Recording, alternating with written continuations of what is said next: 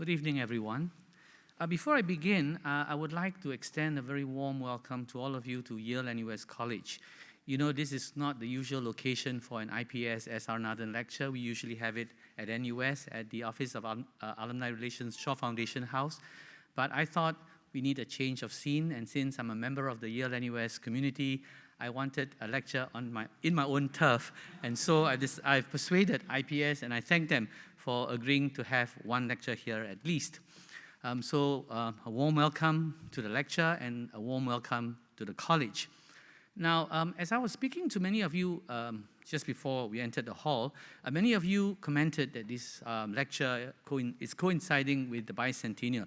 Actually, I started my lectures before the Bicentennial was officially launched last year, but I'm sure there is some sort of coincidence in terms of the appointment of me as the sixth S.R. Nathan Fellow and the Bicentennial, because I'm sure they wanted a historian to be reflecting on Singapore's history during this period. Now, this is my third lecture in the series, and for those of you who have been following my lectures, you would have noticed that I've been trying to situate Singapore's long history in the larger context of regional and global dynamics. I spoke of the continuities and disruptions in Singapore's past through cycles of historical developments and how Singapore was global long before the terms globalization and global cities became topical. In such a narrative, I explained Singapore's evolution as a port city, whose character and fortunes were determined by trade, movements of people, as well as regional and global politics. It has always been a connected entity and a nodal point of interlocking networks.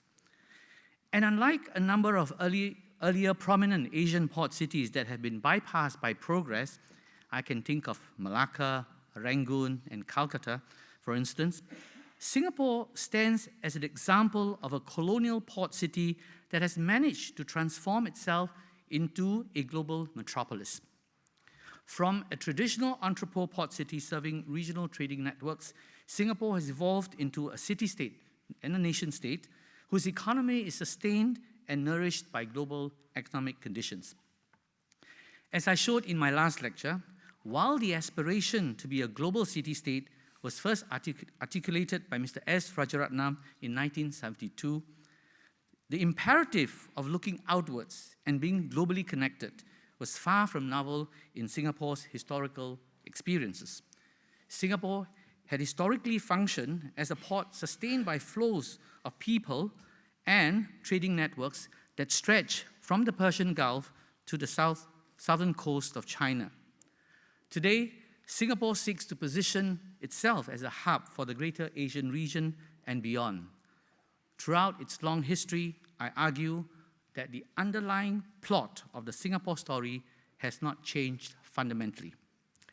Singapore's rapid growth and status as a global city-state has attracted the attention of economists, sociologists, and geographers.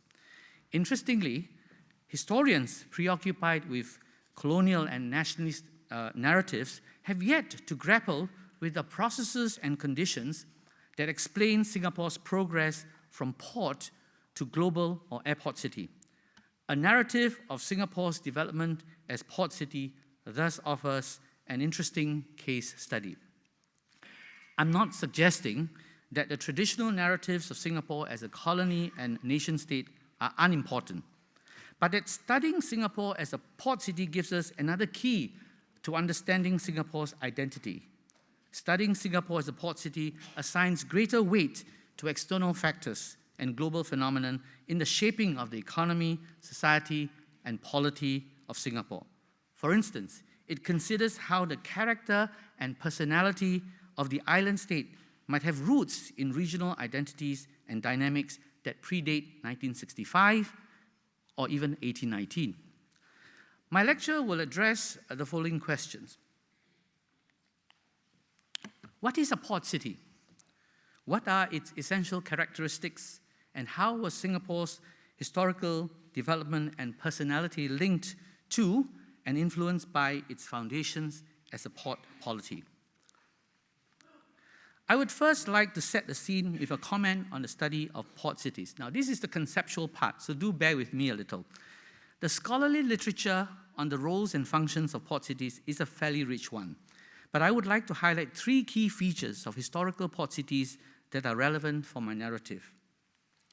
First, port cities are not merely cities that happen to be on the shoreline. We're not talking about a city that just happens to be by the coast. There are actually economic entities whose character is maritime in nature. Any serious consideration of the urban culture, personality, and the morphology of port cities would have to contend with their economic functions as nodes of sea-based trading networks. The port city is distinctive in that it is a place of contact where goods and people, as well as cultures, are transferred between land and maritime space. So it is not just being there as an accident of geography, but they serve a particular purpose, and that purpose defines their personality. So when one considers the social, cultural, and political connections within the port city, it is not difficult to see how its demographic evolution is reflected in the city's economic functions. These functions, in turn, make the city cosmopolitan. In fact, requires it to be so if it is to be successful. Scholars have pointed out that in port cities, races, cultures, and ideas, as well as goods from a variety of places, jostle, mix, and enrich with one another and the life of the city. Port cities not only function as locations for the movement of goods, labor, and capital, they also serve as nodal points for the reception and transmission of culture, knowledge, and information. Port cities are therefore not only distinct physical entities, their functions also create opportunities and space for cultural mixing and hybridization. This is a picture of the population in Singapore when it was a port city and an emporium of the region. And you can see from the cultural mix that historical port cities were essentially multicultural, multilingual, and these centers were areas where there was a mix of different cultures being brought together. Examples of such centers include not just Singapore, of course, but like places like Batavia, Rangoon, and Penang. Like Singapore, these port cities were home to a mix of different ethnic communities. The second characteristic is that port cities cannot exist without a hinterland. There are a few definitions of hinterland, but I refer to a hinterland as the area that surrounds a large city or port, and which serves the city or port, and on which that place depends for economic growth. Port cities are necessarily linked to hinterlands by trade and serve as the window or the conduit through which the trade of the land is linked to the sea. So if you imagine a landmass and a port city at the edge of that landmass, that port city is usually the funnel or the conduit through which connections happen between the maritime space and the landmass. And the port cities are like windows, if you like, of this sort of connections. But more than just economic funnels, they also present complex and profound influences on the hinterlands they serve. They might not be connected, but they influence each other. Now, there is a typology of different types of hinterlands. These include immediate hinterlands, the port area itself; primary hinterland, the area where the port and the city assume a commanding role and determine the life of the area; commodity hinterland, based on shipment of particular types of commodities; and inferred hinterlands, that is the port's hegemony over a particular area. In the 1970s and 80s, the main preoccupation of studies on colonial port cities was the part that they played in the development of colonial control in Asia. Now, these studies revealed that colonial port cities often facilitated Western influence, or they served as beachheads for colonial expansion, and that Western trade systems and demands transformed the market hierarchies in colonial port cities, as well as the mercantile elites and communities in their hinterlands. So while the hinterlands may be very traditional and have indigenous practices, the port city is usually the point of entry of colonial penetration and the spread and expansion of colonial influence, and in the process, transforming indigenous or local communities. Port cities that function as entrepôt may not have specifically defined hinterlands of their own. So we have traditional understanding of hinterlands as a very defined space, but port cities that does transshipment or entrepot businesses do not usually have clearly defined hinterlands. Instead, their maritime space, the space in which they operate, or networks of seaborne links will constitute their hinterlands. Singapore is a prime example. For extended periods of its long history, the port polity served as a transshipment center whose development depended largely on its position and function in the trading networks in which it was situated. These trading networks were determined by a combination of geography and available nodes of maritime transportation, how far ships can sail to or where they can come from. In other words, Singapore's existence did not depend at that time on a surrounding or nearby landmass. The main economic base that supported the small island's very existence was its maritime port, and Singapore's hinterland was effectively the maritime space around it, which included much of the Southeast Asian archipelago. Third, studies of port cities have addressed the extent to which the composition and social structure of their populations have been determined by their port functions. These port functions have shaped mercantile groups and their institutions, as well as the very milieu in which specific groups existed and operated. It is also evident that port cities are influenced to a large extent by the hinterlands. How cities relate to the hinterlands often hint at the ways at which global cities were formed, transformed, and extended beyond their immediate geographical territoriality. By focusing on how Singapore identified its hinterland and how the hinterland had in turn influenced its development, a narrative could be developed for explaining Singapore's historical evolution. For long periods of its history, as a port engaged in entrepot trade, Singapore lacked a clearly defined hinterland. It then found a land-based hinterland in the Malayan Peninsula in the late 19th century, only to lose it in 1965.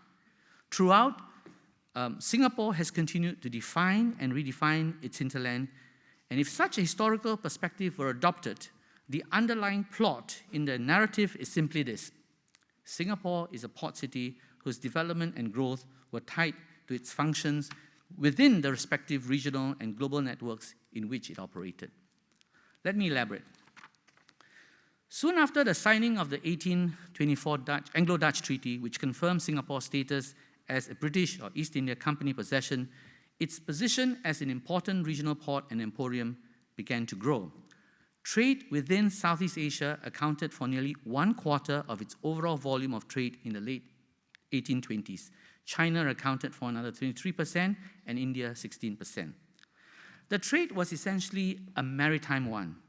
Trade with mainland Southeast Asia accounted for just 5%. In other words, trade with the land itself, the mainland itself, was just about 5%.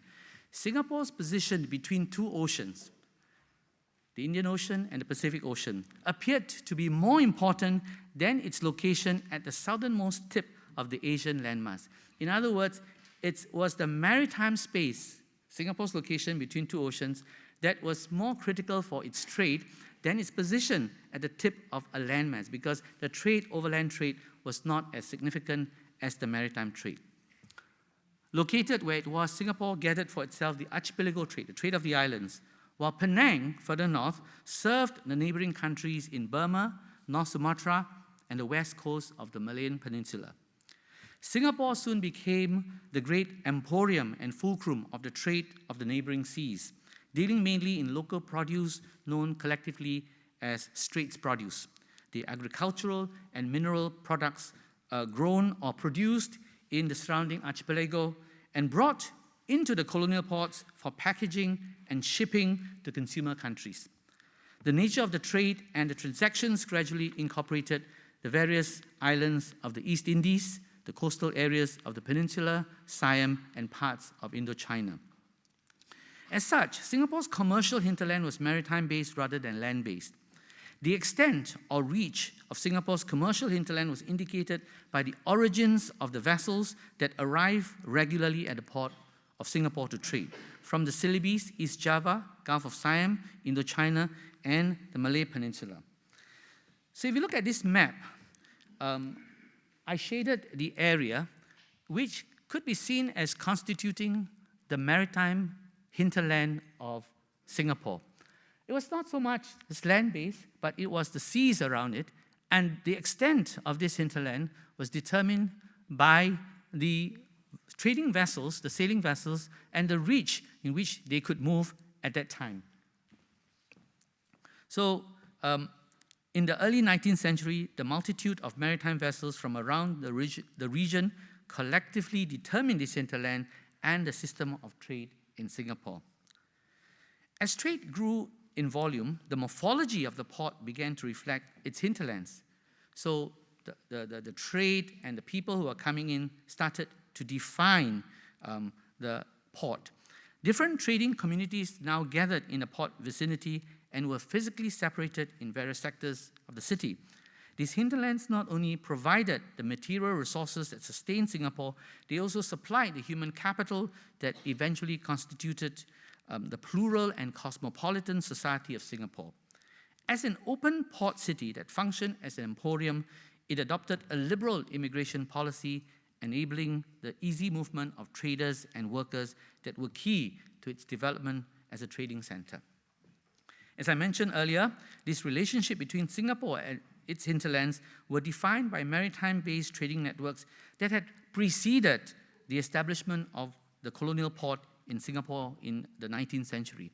These sort of trading patterns had existed even before the arrival of the British. The trading pattern that formed the 19th century was based on the intermeshing of a number of pre-existing networks that connected the Arab lands and India to the west and China to the east. Overlapping hinterlands and networks created in the port city a polyglot migrant world constituted by streams of immigrants from China, India, the Malay archipelago, and other far-flung places. It was during this period of growth as a colonial port city, when much older and indigenous transnational connections were revitalized, that Singapore became the heart of the intellectual world of Southeast Asia. So on the one hand, trade, commerce, but by bringing people together, the port city also became an intellectual hub. From the late 19th century onwards, the port city was not only bustling with commerce, it was a center for Malay culture and literature, of Chinese diasporic intellectual and political ferment, and of Indian debates on cultural and religious reformism. As Singapore became the center of overlapping migrant worlds, it developed as a major intellectual node in which rich innovations in thought and behavior arose. The port city became a dynamic force for social change. It became what T.N. Harper calls a diasporic public sphere, where information and ideas from outside lay in creative tensions with an emerging local experience. This experience was common in other colonial port cities like Rangoon and Penang, which were similarly home to hybrid communities that helped to shape a vibrant Asian public sphere. Until 1874, late 19th century, when the British began extending political control over the Malay states, Singapore did not have a clearly defined and formal hinterland that was under British administration. So as I was explaining, they were trading around the region. Many of the parts they were trading were under the control of the Dutch. The British extended their control in the Malay Peninsula from about the late 19th century, 1870s and onwards.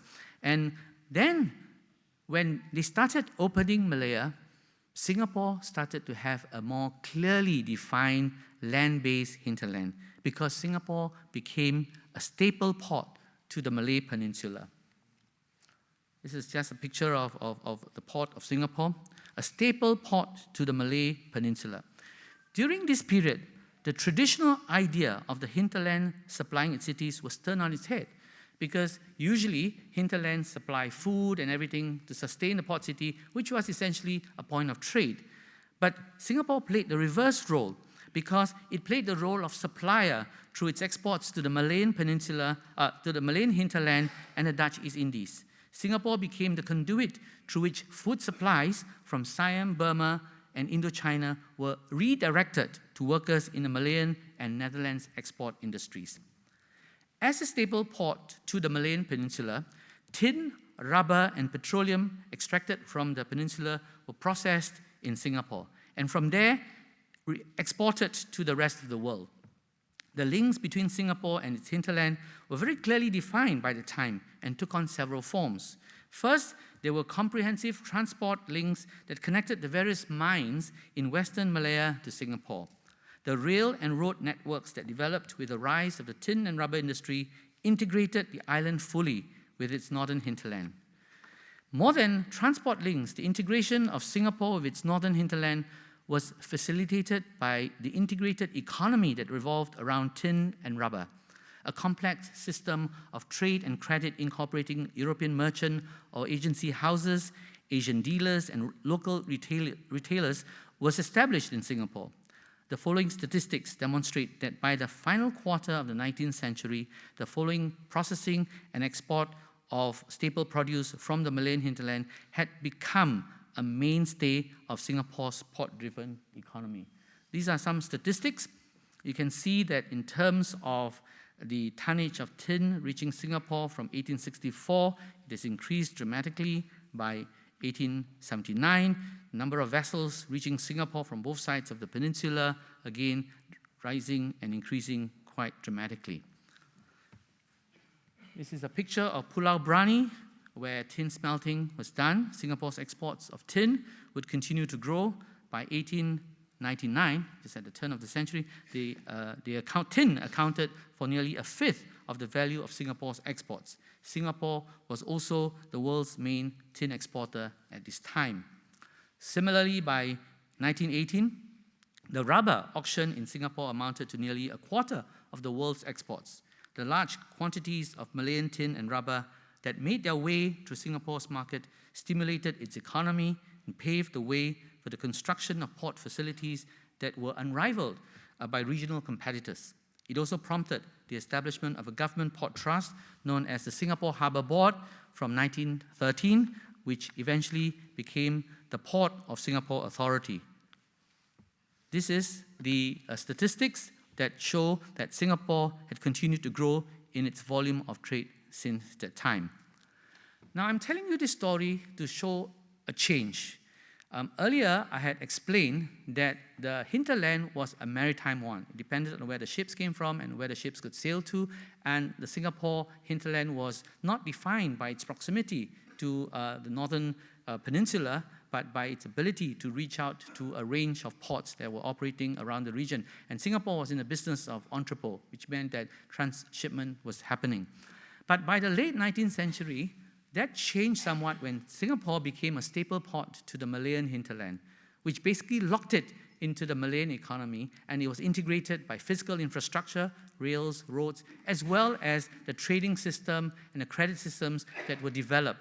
Now, that somehow created the impression that the Malay Peninsula was the natural hinterland of Singapore. Because Singapore had, by the beginning of the 20th century, become such an integral part of the Malayan economy that it was inconceivable to think of it any other way, that Malaya had always been that Singapore's hinterland that was destined to be. Now, even as Singapore was developed as a naval base in the 1920s, defense planning actually incorporated the entire peninsula.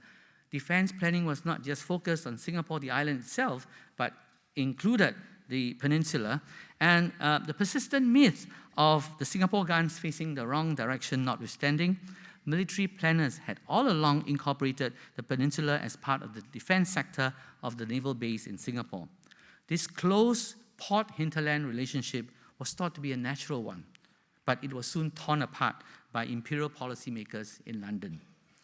In the midst of the Second World War, planners in London began drawing strategies for the post-war development of Malaya and Singapore. The Malayan Union Plan, which was hatched in 1944, envisaged a separation between Malaya and Singapore.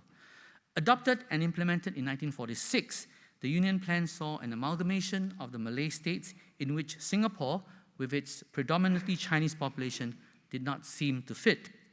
The Malayan Union Plan did not last, and was scuttled on the back of determined opposition by a nascent Malay nationalist movement, which opposed the plan's liberal citizenship rules and the political emasculation of the sultans. It was eventually replaced by the Federation Scheme, which addressed many of the concerns raised by the opponents of the Malayan Union plan. But this did not change the position of Singapore. The separation, much to the disappointment of people in Singapore, seemed permanent. So this was the taking out of that hinterland that many people in Singapore thought was the natural hinterland of Singapore. Hopes were harbored that Singapore would return to the Malayan fold someday. The staple port had become so used to its hinterland that it had become inconceivable that Singapore could actually survive without it. This was an interesting case of historical amnesia. As I had said just a while ago, Singapore had earlier thrived without relying primarily on that overland hinterland. In any case, even as political developments in Singapore and Malaya began to take off on separate trajectories after 1947, the ultimate aim of Singapore's political leadership was to re-establish a union between the port city and its northern hinterland. From 1948, Singapore leaders from a range of political parties argued that political separation was an anomaly, that the island's first two elected chief ministers, David Marshall and Lim Yew Hock, made repeated overtures to the Malayan Prime Minister Tunku Abdul Rahman, urging him to consider merger with Singapore. The Malayan leader chose, however, not to reciprocate, uncertain if the conditions were right where Malayan interests were concerned to consider bringing Singapore back to its fold. It was only through the determined pursuit of merger by Lee Kuan Yew and his People's Action Party after 1959 that merger between Singapore and the Federation of Malaya became a reality. Among the platforms upon which the PAP campaigned in the 1959 elections was the pledge to bring Singapore into a united Malaya. From its inception in November 1954, the PAP had declared as one of its main objectives the ending of colonialism in Singapore. And this would be done through the establishment of an independent and non-communist national state of Malaya, comprising the Federation of Malaya and the colony of Singapore. The PAP built a case on economic arguments, the need to create out of the Malayan hinterland a common market that would sustain and nurture Singapore's attempts at industrialization. Throughout the 1950s, the island colony had been under mounting economic pressures due to high rate of population growth in the island and the declining entrepot trade. Its re-exports to the region had been dramatically reduced owing to import restrictions on the part of many of its neighbors to protect their own nascent industries. Entrepot trade, the mainstay of Singapore's economy, was also threatened by countries increasingly engaged in direct trading. So, population pressure, the decline of entrepot trade, and the fear was that the economy was no longer sustainable and that the only way for Singapore to grow was to industrialize, but Singapore's market was too small, and to industrialize, you need a place to sell your goods, and the common market up north in Malaya was the place that would have to constitute the common market. There was the urgent need to ensure that employment opportunities would increase at a pace corresponding to the rapid growth of the island's population. For Singapore to provide enough jobs for its young and fast-growing population, as well as reduce its dependence on entrepot trade, it would have to embark on a course of rapid industrialization. But for this to work, integration with the economy and markets of the Federation was crucial. The finance minister then, Dr. Goh Keng Swee, saw this very clearly and commented that whatever we do in Singapore, major changes in our economy are only possible if Singapore and the Federation are integrated as one economy. Of course, there were political reasons for merger as well. There was a fierce tussle for power between a well-organized and popular left-wing group and a faction led by Lee Kuan Yew. The successful conclusion of merger, leading to the end of colonial rule, would take the wind out of the sails of the left-wing movement, and the anti-communist British and Malayan authorities would then align with Lee Kuan Yew, and they would be staunch allies in Lee's fight against his left-wing and pro-communist rivals. And this is what the PAP was trying to achieve. But essentially, Singapore's case for merger was built on the need for a clearly defined and functioning hinterland that would continue to support the port economy. So the debt was taken out in 1946. After the war, Singapore wanted a return to it. And more than that, without some form of economic integration or common market, the Singapore and Malayan economies would find themselves in direct competition with each other, particularly in attracting foreign investors. Singapore, with its smaller workforce and higher production costs, found that it was in a disadvantageous position as many local companies, such as small rubber footwear firms, were moving out of Singapore into the Federation, where costs of production were much lower. Complicating matters was Singapore's status as a free port economy. Companies operating within the state could not rely on tariff protection for their goods, unlike those operating in the Federation. Without the hinterland and a common market, Singapore was therefore faced with a double whammy. It could not protect its local industries by imposing tariffs on foreign competition, and its manufactured products could not easily find their way into the Malayan markets because of the Federation's tariff barrier. Well, Singapore eventually, as we all know, regained that northern hinterland when it formed Malaysia with the Federation of Malaya, Sabah, and Sarawak in 1963. But this proved to be short-lived. In August 1965, following 2 stormy years in Malaysia, Singapore separated from the Federation. Political differences proved insurmountable, and once again, the hinterland had to change. After separation, and since independence, Singapore has continued to define and redefine its hinterland.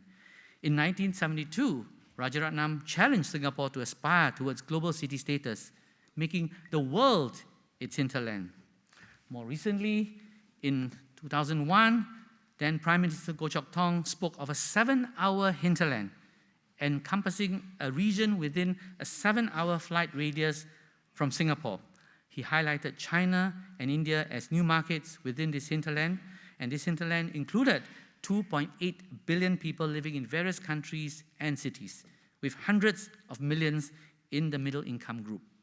Subsequently, in 2004, Prime Minister Lee Hsien Loong made mention of this 7-hour hinterland, referring to major markets such as ASEAN, China, India, Japan, Korea, and Australia.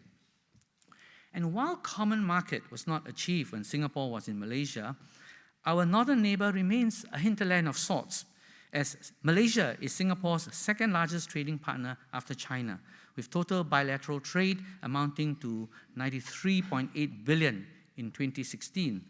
If you look at the size of trading partners, you can see that Malaysia is right there at the top. And Malaysia's trade with Singapore accounted for 13% of total trade, only topped by Malaysia's trade with China. So they are both very major trading partners. The colonial masters are long gone, and we are more than 50 years from separation, but the economic, cultural, and personal ties remain, realized through old and new networks, physical and virtual. And of course, we know that this relationship is constantly being tested, and there have been recent developments which will test this relationship again. So, has the decline in relative importance of the Malayan hinterland for Singapore affected the evolution of Singapore from colonial port city to global city-state? Not much, I would argue. For Singapore, the port city, the shifting circumstances in which economic space was constantly being redefined meant that hinterlands were not fixed entities and were regularly being constructed. As a trading port that has evolved over time, Singapore's hinterland has varied over the years. It was maritime space from the 14th century to the late 19th century, before Malaya became the obvious proximate physical economic hinterland. In Singapore's current manifestation, a global city in a globalized world, the idea of a fixed economic hinterland has lost its meaning. Singapore does not primarily serve Peninsular Malaysia in a four-land hinterland relationship, but depends more on its role as a hub port in global shipping networks. But there is no question that trade will remain the lifeblood of Singapore. From regional emporium to Singapore Incorporated, Singapore has remained at its core an economic entity totally dedicated to its regional and international outward-looking vocation of trade and commerce. This can be seen from Singapore's continued reliance on exports, which includes re-exports. And the size of the export economy is evident here. So Singapore continues to depend on that kind of economy for its existence. The port continues to shape the fortunes of the country. Singapore has been ranked the leading maritime capital globally by Norwegian consulting firm Menon Economics in 2012, 2015, and 2017, based on categories like shipping, ports and logistics, and maritime technology, alongside cities like Hamburg, London, Oslo, and Shanghai. Singapore's pursuit of free trade agreements with partners worldwide underscores the role that international trade has played in the evolution of the island state and the vital importance of a global hinterland for its survival. These are some of the FTAs that have been signed over the years. Singapore continues to create and look for opportunities for more FTAs. So from a traditional entrepot port city, Singapore has metamorphosed into a global city-state. Its role as the middleman in regional trade may have been eroded in the 1970s with the emerging economic nationalism of neighboring countries, but its enduring entrepot instinct remains. This is perhaps best summed up in the following remarks by then Minister George Yeo in 2000. And this is what he said, that the instinct is there. You know, you buy cheapest, you sell dearest. We don't grow coffee in Singapore, but yet we are a major supplier of coffee beans to the world. We produce no spices, but we're the center of the Southeast Asian spice trade. Largest exporter of Swiss watches in the region. We have no oil, but we refine a lot of it, and we are the trading center for oil and other related products. Singapore's trade is 2.5 times its GNP. Today, Singapore's trade is more than 3 times its GDP, the highest trade to GDP ratio in the world. The operations may be more sophisticated, the materials dealt with different, and the scope much wider. But at the heart of the thriving economy lies a great port through which goods still find their way to regional and international markets. Furthermore, as Mr. Yeo puts it, we are moving from seaport to airport to teleport, but embracing all three. This can be seen from Changi Airport's continued expansion and the ongoing construction of Tuas Port, which will consolidate Singapore's port operations or seaport operations and handle up to 65 million 20-foot equivalent or TEU when fully operational. This is an increase from the PSA's existing capacity of 50 million TEUs. To put things in perspective, in 2017, Singapore was the second busiest container port in the world, after Shanghai, handling over 33.6 million TEUs. So not satisfied with the capacity, with the size that we have already achieved as the second busiest port, there is ambition to even expand it and grow it and to build capacity to handle double the size of the TEU that we handled in 2017. So I conclude. It's a long conclusion. In this lecture, I've attempted to examine how the dynamics generated by a port city in search of hinterlands have shaped Singapore's history. I first argued that Singapore had a fluid hinterland, both literally fluid and metaphorically. Its economic, social, and cultural hinterlands were defined by maritime trade and the networks that were developed as a result of its commercial activities. Consequently, its historical evolution and outlook is cosmopolitan, and its identity an ongoing state of culture mixing. In this respect, Hong Kong offers an interesting comparison. Throughout its evolution as a port city, Hong Kong has had a clearly defined and dominant hinterland, China. With the handover of Hong Kong from Britain to China, Hong Kong increasingly shares in the strengths and weaknesses of China's conditions and institutions. For instance, Hong Kong's approach to port governance is likely to become more focused due to competition from Shanghai and Shenzhen. The establishment of the Hong Kong Maritime and Port Board in 2016 marks a shift from its earlier laissez-faire style of economic governance linked to its history as a British colony with little government intervention. While Hong Kong retains its cosmopolitan and open reputation, it is no longer an independent city-state as it was reabsorbed into its hinterland in 1997. I've also tried to demonstrate that hinterlands are not always fixed entities and that port cities engaged in entrepôt trade have to contend with shifting and sometimes overlapping hinterlands. The challenge here is for scholars especially, is to have conceptual clarity about the multifaceted nature of hinterlands, not only in spatial terms, but in functional meanings as well. Is the relationship determined by functions or process, the relationship between a port city and its hinterland? Do hinterlands still have meanings in a globalized world?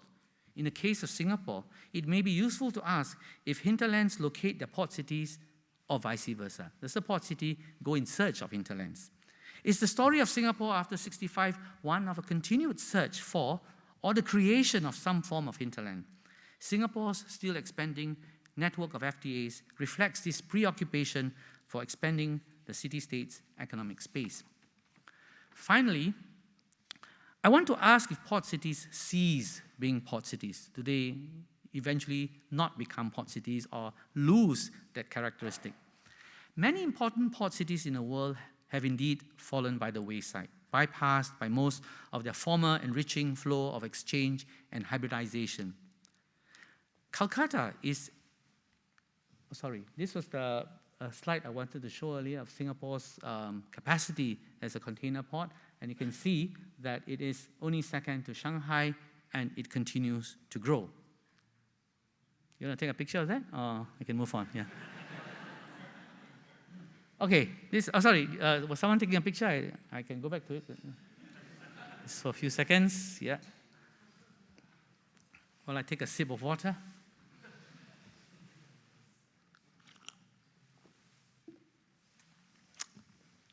I was talking about former port cities that were very prominent, very successful, that have been bypassed by their former flows of exchange and hybridization. And I thought I should mention Calcutta as an example. Formerly the capital of British India, it was an imperial city and a thriving port city. Okay? Then it suffered two major setbacks. In 1912, the British shifted the imperial capital to New Delhi, and the partition of Bengal in 1947 was another major setback, with the influx of refugees in the city putting considerable strain on Calcutta's resources and leading to severe overcrowding.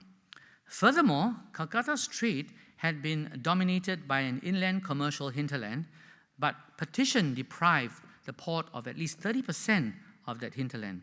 Today, Calcutta is a large regional city, and some regard it as India's cultural center, but it has declined in economic strength. The extent of port cities' vulnerabilities can be seen from how quickly they rise and fall. Shanghai is the opposite story. Shanghai has rapidly risen to be the world's leading port. On the other hand, New York's port has shrunk, and London, formerly one of the most important maritime hubs in the world, is no longer a major world port. Even then, ports serving land-seas exchange have developed into some of the biggest cities in the world today. They may no longer be the largest functioning ports, but they have become very successful cities in other ways. Their traditional port functions have been eclipsed by their other roles as manufacturing, financial, service, and administrative centers, therefore allowing them to retain their dynamism and cosmopolitanism previously tied to their status as port cities. London and New York are prominent examples of port cities turned global cities with diverse functions. In particular, London's riverine port struggled to remain commercially viable in light of innovations like the bulk carrier and container. However, London continues to thrive as a global financial center, having the most foreign banks of any financial center and remaining a top trader of bonds and currencies. London also leads the world in terms of areas of expertise like maritime law, journalism, and intelligence, continuing to retain and attract human capital. Singapore has morphed into a leading world maritime city, while retaining its position as one of the busiest container ports in the world. It is currently the world's top transshipment hub, feeding transshipment to smaller ports which lack deep water or cannot afford investing in facilities that would enable container handling. So in a way, it has not moved away from its traditional entrepot functions. But what next? An open city-state sustained by global flows will face tensions when it has also to function as a nation-state. The requirements of an international clientele and an open economy on the one hand, and the interests of a local citizenry on the other hand, may often prove inimical. More fundamentally, the construction of national identity will constantly be subjected to the shifting strains of the myriad of cultural forms and traditions that are characteristic of a port city. So if Singapore is to maintain and continue to adhere to its instincts as a port city, how will it square with some of the imperatives of being a nation state at the same time? The tensions and contradictions of a city that is also a country will be the subject of my next lecture. So stay tuned. Thank you very much.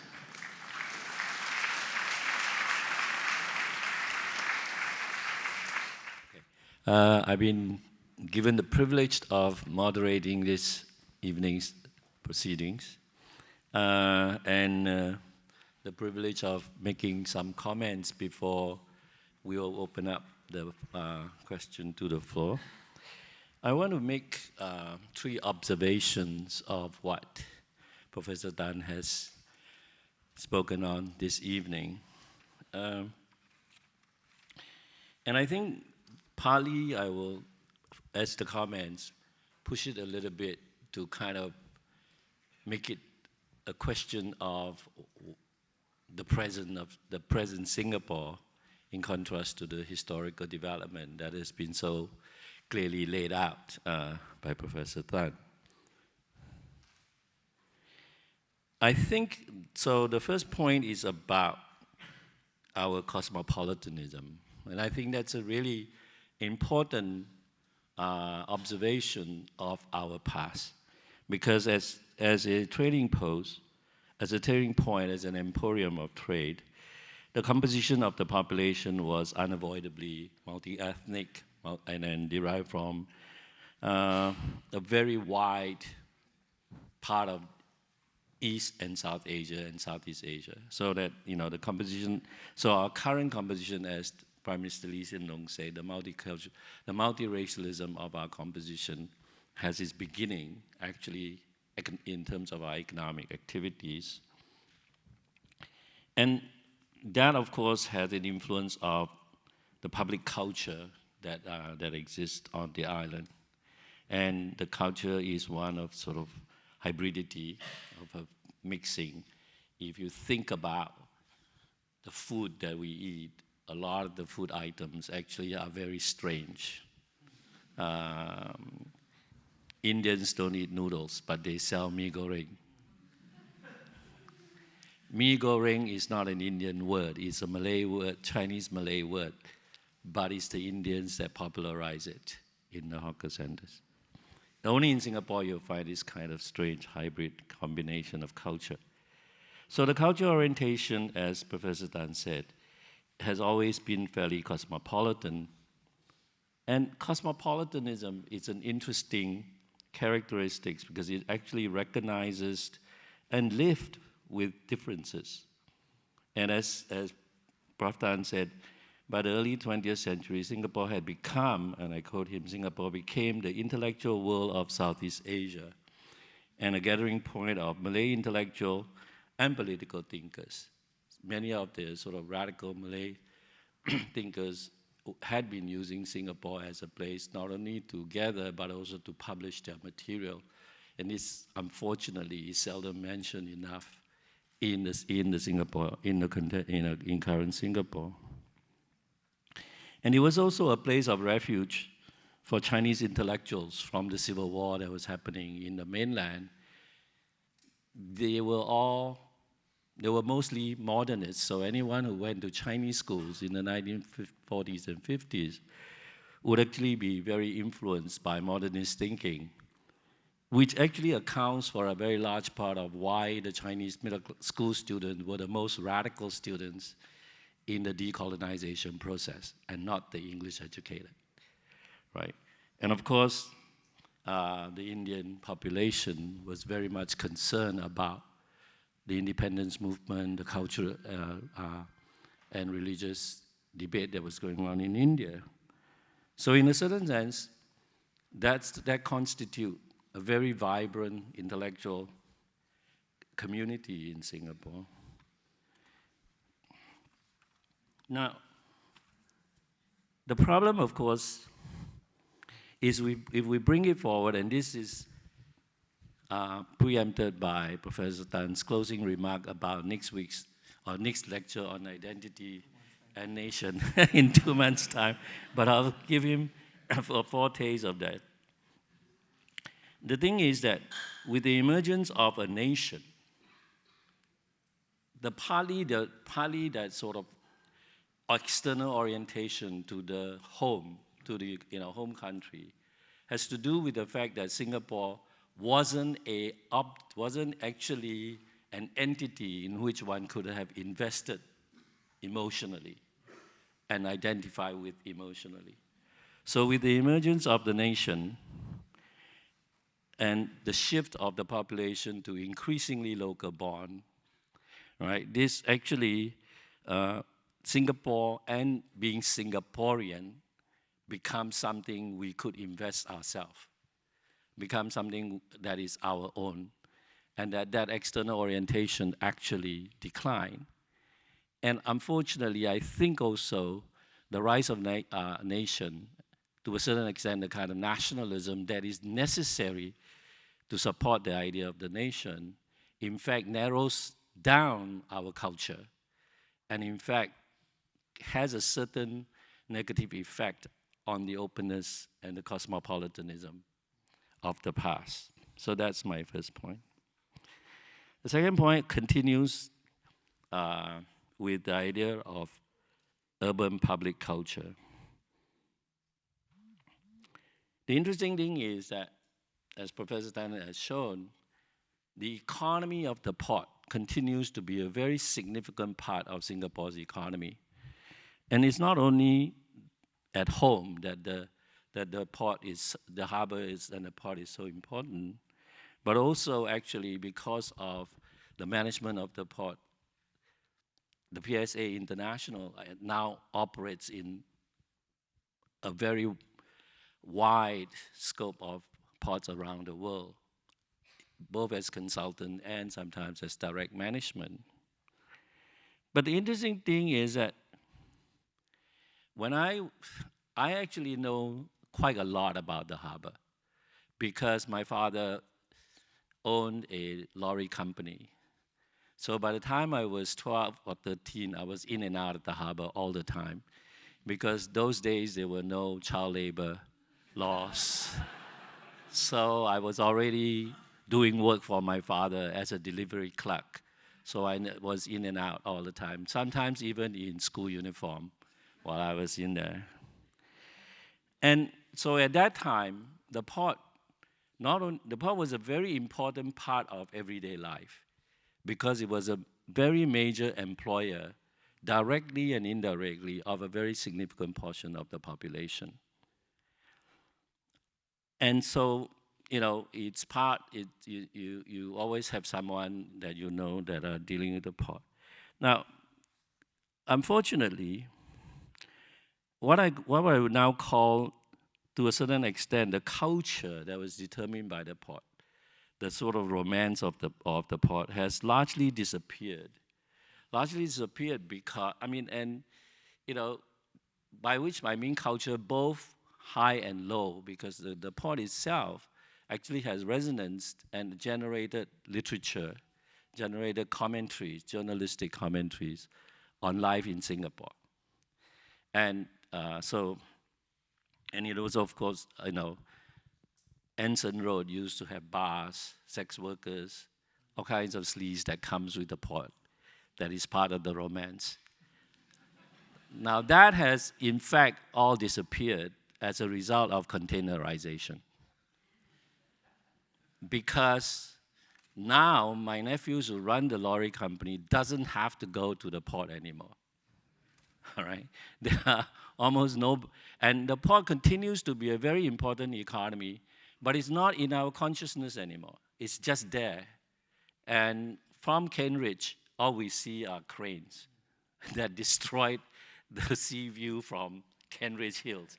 Okay, so I think that is, so again, I mean so the centrality of the port, in spite of its economic importance, has disappeared from our everyday life.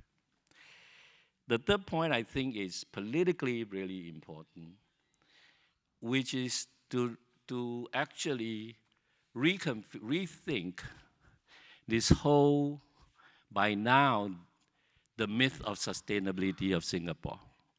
That is to say, for the longest time, we always said that, and this was very important in the 60s, that, you know, as an independent nation, as an island nation, we could not possibly economically survive, which is why the battle for mergers, you know, the really fairly intense struggle around the question of merger and Malaysia. And I think it's, as Professor Tan said, this came about because of sort of 1930s, 1940s development of Singapore became the staple port for the export of tin and rubber. And in the meantime, because of that stability, we forgot the fact that actually we had always been a global node rather than a Southeast Asia or a Malayan Peninsula, part of the Malayan Peninsula, right? And so I think it's important to be reminded, and as Professor Tan puts it nicely, it was one of the occasions of historic amnesia that we forgot our past. And at this point, I mean, you know, I think to recall that very vibrancy before the early 20th century was very important. And I think, consciously or otherwise, that has been capitalized by the idea of the global city that was invigorated in 1970s by Rajaratnam. Okay, so those are sort of my comments.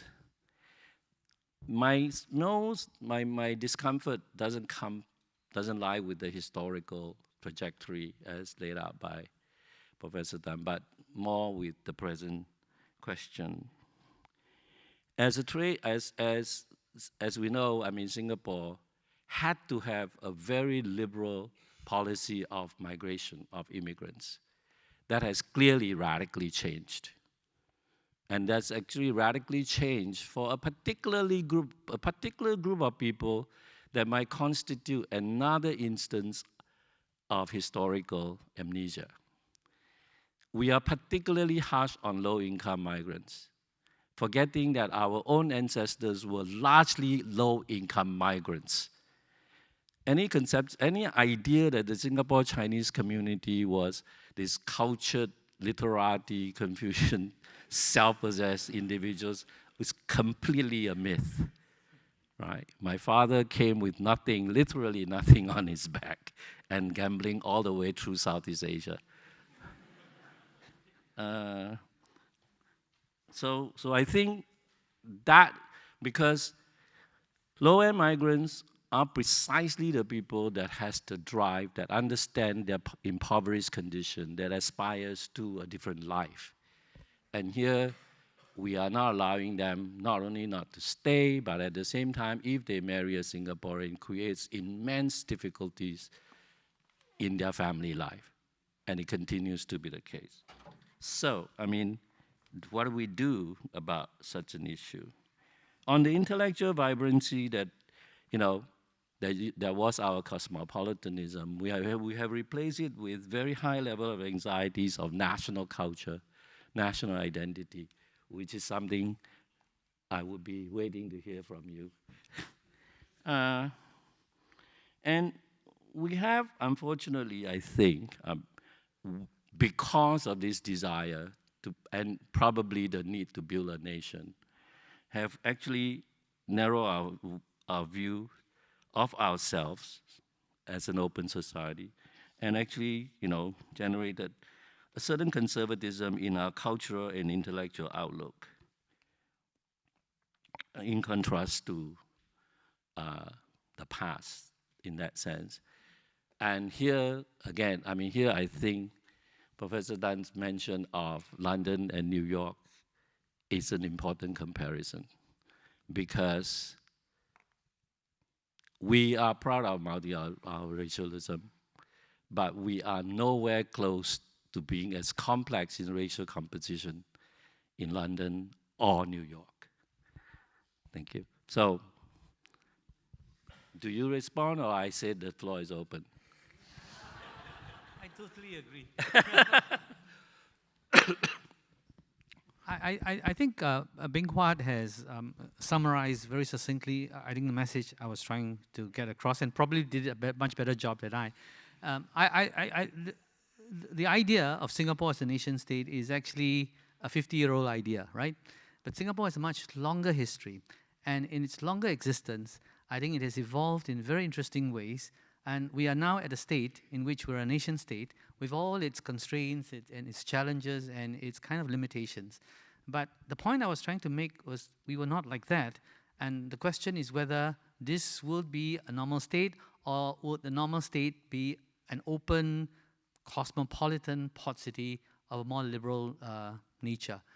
And I don't know the answer to this, because, as I said, historians always look backwards. We don't look forward.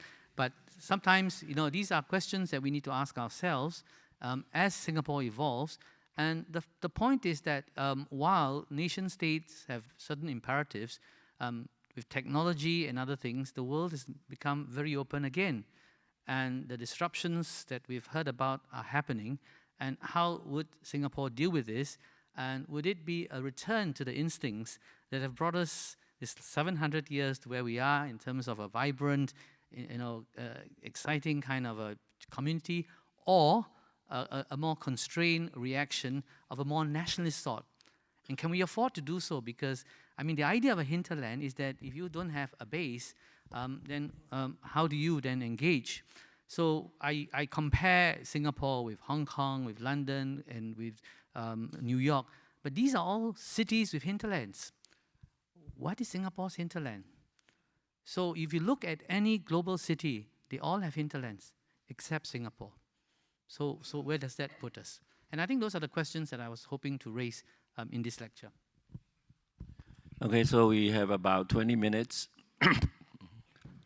The floor is open over there. Yeah. Please tell us who you are and speak directly into the mic, because I think it needs to be taped or something. Yeah. Hi, my name is Lam Chi Chung. I'm in investment management. Excellent talk. Thank you so much. Very, very wide canvas.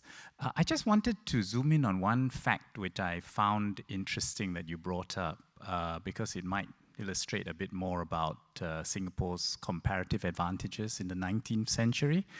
You mentioned, if I recall correctly, that 1/4 of our exports at some point then was tin.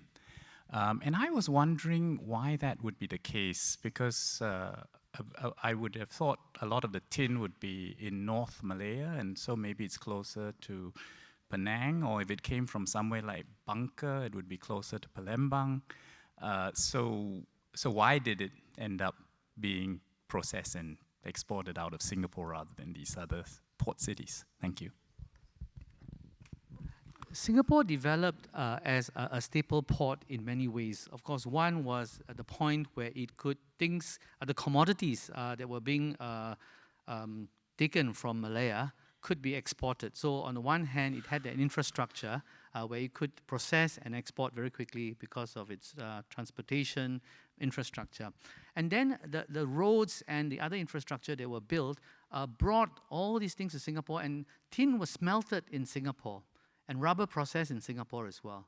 So basically, it was a point at which all these processes could be streamlined.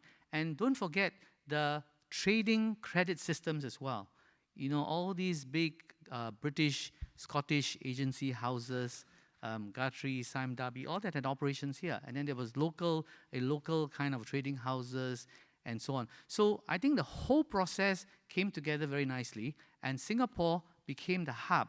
And that's why it was the key staple port, not Penang, from which all these things came down and were able to be processed and then sent out from here.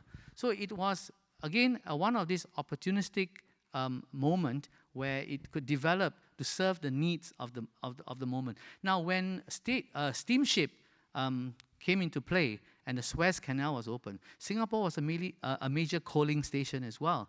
So again, creating opportunities for itself and being relevant to the kinds of changes that were happening. And that's always been behind Singapore's evolution, success, and survival, moving across history. Okay, my name is Helen, architect by profession. I have a question for Prof. Tan. I'm looking forward. I hope not so much looking backward. I thought you. So the question is this: what do you see are the threats and opportunities for Singapore going forward, and specifically with respect to the ECRL, the East Coast Rail Line, which is currently suspended in Malaysia. But if it had gone ahead, would it have threatened our status, Singapore's status as a port? That is, to what extent will it threaten Singapore's port status? And further north, from time to time we hear about the building of this canal at the at Isthmus of Kra. Okay, so what is the likelihood of that happening? And again, will that threaten Singapore's status as a port city? And even maybe a bit more remote, even further up north with the melting of the polar ice caps, there is also a better route from the Pacific to the Atlantic across the Arctic Ocean. And how will that affect Singapore's status as a port city? Would you give us what your prognosis on these prospects? The trouble with getting a historian to sit here is that we're not very good. But let me try. I think the general point behind your question is that there will always be challenges that Singapore will face. Whatever competitive advantage or advantages that Singapore has at a moment can be taken away very quickly. And that was the point I was trying to make. You know, on the one hand, you were maritime trading, entrepot decline, and then what do you do? And then you have commodities coming out of Malaya. How do you position yourself as a staple port, and so on and so forth? And then even in the current modern form of port management, you've got to stay ahead of the game because you can't just sit back and wait and then other ports will overtake you. I remember as a boy reading my geography book, we were always very proud of the fact that Singapore was #1, most busiest port or whatever. And you know that these things don't last forever. So how do you continue to ensure that you stay ahead of the curve? So you look at the port, it's a locational advantage where we were situated, right? And that was why Raffles came looking for that strategic point where he could impose some control over the trade that was flowing through the Straits of Malacca to compete against the Dutch East Indies. Now, this locational advantage may not be permanent. And as I said in my previous lecture, while we think that located here gives us that port strategic advantage, there are ports very nearby in Tanjung Pelapas and Pasir Gudang that is located just in the same location. So the way forward is not really to just sit back and enjoy the strategic advantage given by location, but to stay ahead by innovating and by creating opportunities to do better. I think Hong Kong is experiencing the same problem with its port. I was reading a report not too long ago, I think it was just about 3 or 4 weeks ago, where it's now facing quite severe challenges from Chinese ports, and it has to do something about it. Now, the Isthmus of Kra, it's been talked about. Once you cut through that point, do people need to sail that far south to come to Singapore? Probably not. But the point is that you can wait for things to happen, or you can try to then add to your advantage. So airports, teleports, and other forms of technology that you can leverage on to ensure that you stay ahead. I once heard a comment from a leader in Singapore saying that Singapore is always 10 years away from a disaster. 10 years away from a disaster. And I was wondering what he meant by that comment. Basically, he's saying that if we don't constantly be alert, reinvent ourselves, and stay ahead, something will hit us before too long. And he said 10 years. I don't know whether it's true. So you can't wait for things to happen and then start reacting. So the melting of the polar cap, I was always very tickled when Singapore was a member of the Arctic Council, right? And I was wondering, why do we want to be a member of the Arctic Council? But this is forward thinking, because when that thing melts and then a passage is cut across there, we better be in a position to find out how that will affect us and then be on the table to make decisions about some of those trade routes that may emerge. So I think that's where always thinking 10, 15 years ahead, anticipating problems would be critical for the survival of Singapore. And here is where I think Beng Huat's point about that liveliness, that intellectual openness may position us much better than just to sit back and think that everything is taken care of because we are now a nation state and nothing could go wrong. So I think that's the point of, I guess, my lecture. And when I talk about a city and a country, and this is where the tensions will be, because if people feel very secure being a citizen of a country, then thinking that nothing will go wrong, then I think we have to be careful whether that's a good way of thinking about our future. Okay. Good evening, Professor Tan. Like Professor Chua, so my name is Jin Yan, and like Professor Chua, I was very taken by a comment that Singapore, as a result of its status as a port city, became a hub for intellectual development and foment in the 19th century. And I was wondering if you can shed more light about how that has developed up to the present day, and to comment a bit about what Singapore's intellectual and cultural footprint could be from your perspective, both as a historian and as a university president. Thank you. So for the first part of your question, may I refer you to my last lecture, which you can find uploaded on the IPS website, because I spent quite a bit of time explaining how Singapore was the center of Malay printing and newspapers, and how groups came from the surrounding regions. They developed the technology for printing. They developed newspapers of different sorts. And then how Singapore was also the center of the Hajj activities in the region, where people came, bought ships, and organized Hajj trips to Saudi Arabia for the people around the region. So these were all innovations, and I did not have time to elaborate, but you look at colonial reports, there was always that anxiety by colonial officials, worried that all these radicals, these reformists, these revolutionaries were all congregating in Singapore because of print culture. They could spread their word through the newspaper circulated. And mind you, in a port city world, it's not just one location. Things will get to Rangoon, things will get to Calcutta, things will get to Penang, and that's how ideas spread. And with the onset of submarine telegraphy, things could move faster. So these were all notes of a lot of activity, vibrant activity. And there's some literature on it, so if you want, I can point you to those literature. Then going ahead, have we lost some of it? I think we have. We have. In the name of nation building, there has to be some uniformity, some conformity. Even the way we define our populations, have to follow certain patterns.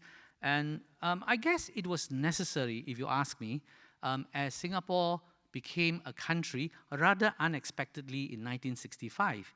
So you had to then build structures of state, you had to define what it means to be a Singapore citizen, a Singapore national, and then you have to have pledges of loyalty, we have visions of what it means to belong to a country.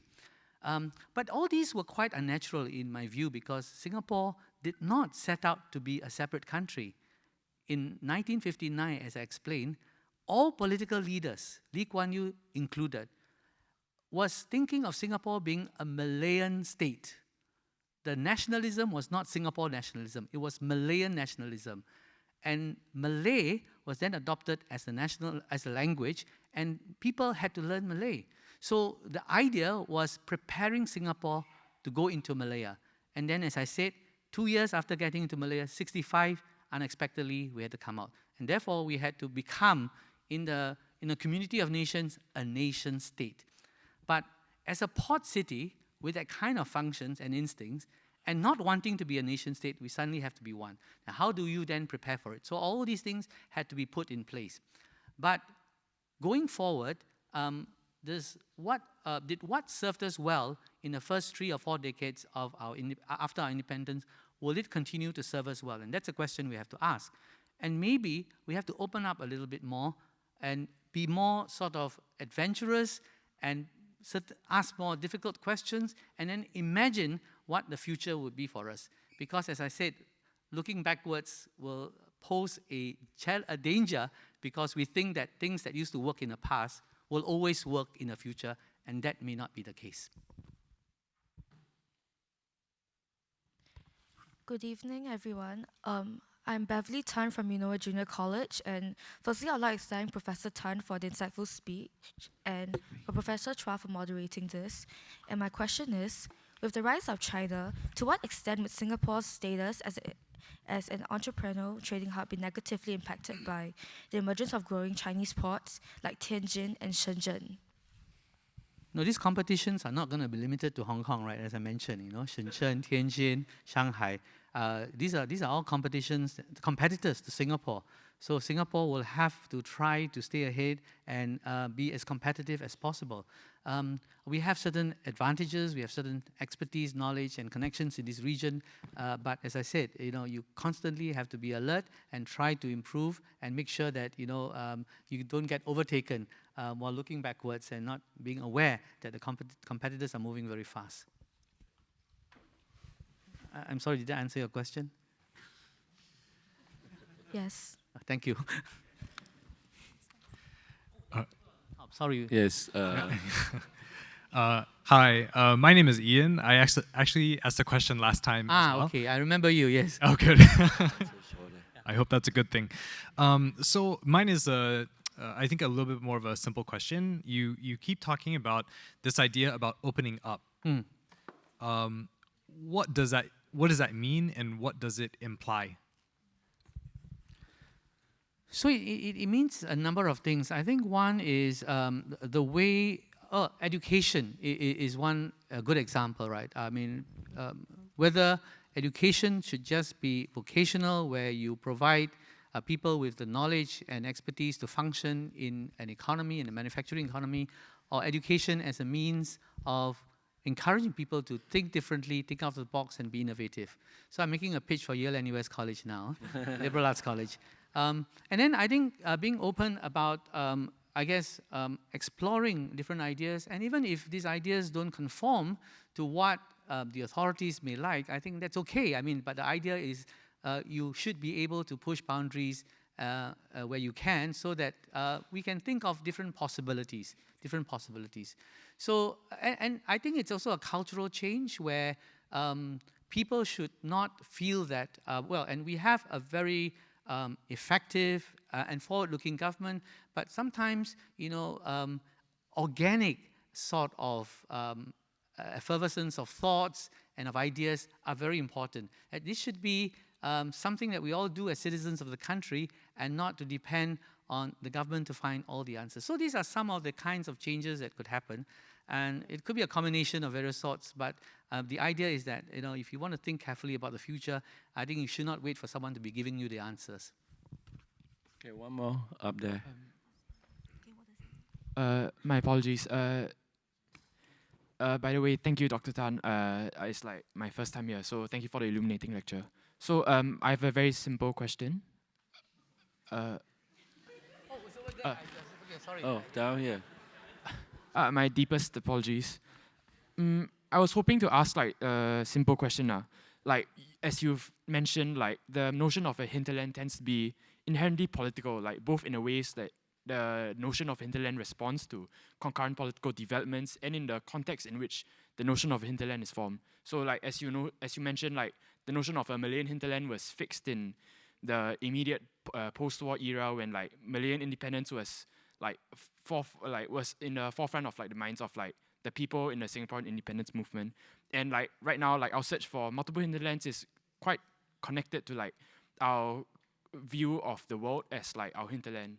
So my question is, do you think it will ever be able to escape the political connotations of the hinterland?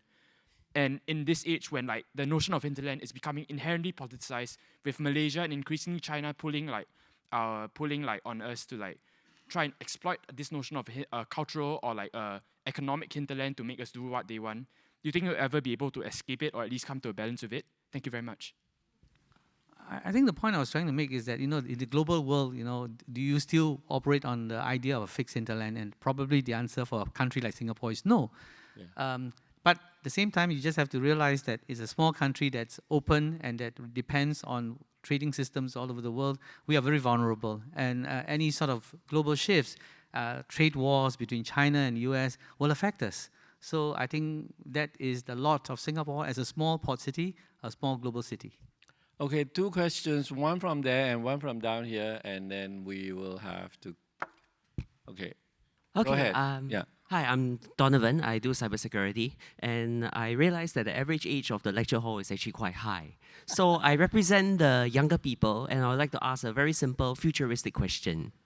So we notice the certain narratives of looking for hinterlands and eternally looking for places where we can do trade and stuff like that. So I would think that kind of defines us as a nation. Now, of course, in my generation, there's of course this talk about what really defines Singapore. And there's of course this talk about Singapore being just about being economics, about looking for economic growth, etc. So how do you reconcile the fact that we are eternally vulnerable and hence we must always look out for opportunity, and the fact that now, there's this nationalistic drive, and hence, okay, let's take a step back. Maybe we are we need to cut very quickly. We can't get a whole speech, okay? Yeah. Get the question ready. Oh, the question has already been asked. Which is what? So how do you reconcile the 2 contrasting narratives that we have? One, that we are always looking out for economic opportunities, and the other part where we are, well, a nation, and we should just take a step back and think more than just economics. Fine, okay. Here, what, down here? Can somebody give her a mic here, please? What's happening? Oh, is that the one? Oh. Well, there's one there and one in the front here. Okay, we will run a bit over time, but go ahead. My question is that perhaps we could, if we could, look at the past for when we study hinterlands, and to see ourselves as global citizens. I just very quickly share with you my great-grandmother. No, please don't. Oh, okay. No, you just want to say we should be global citizens, and let's stop there. Okay, with global citizens, the women of this country 100 years ago saw themselves as part of this, and they raised money in 2 world wars. Yeah, and we're still raising money for the world, but actually, I mean... In the wars. Yes. A favorite adage is that in war, truth is the first casualty.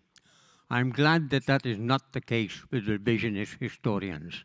And I do thank you for you reminding us that a generation's experience is the next generation's history.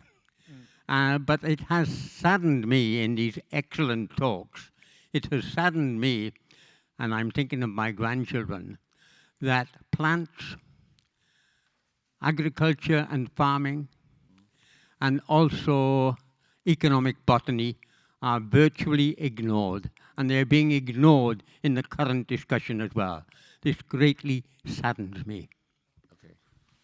So that's a comment. So Yeah, you have it's a two questions. comment. Yeah, I guess the first question that was asked, I don't think I don't see them as a binary issue. No, I mean you're a nation state and you want to always protect your interests, but at the same time you want to be economically successful.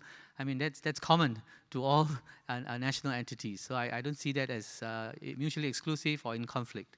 And then the global citizen, I think increasingly, yes, people are identifying themselves beyond the nation state. But of course, you know, identities are very complex thing. They're multi-layered. So you can't say that you're either this or that. And I think all of us bring with us or have in us different types of identities. And many of us travel very extensively. So I don't think that's a problem being a Singaporean who's well-traveled that identify with issues of the world. So I don't see that as, again, a conflict. Okay, it's exactly 8 o'clock. So congratulate me for timekeeping. Thank you very much. Thank you and have a good evening. Thank you, professors. The next lecture by Prof. Tan will be on 6 March. Please look out for the announcements. Thank you, everyone.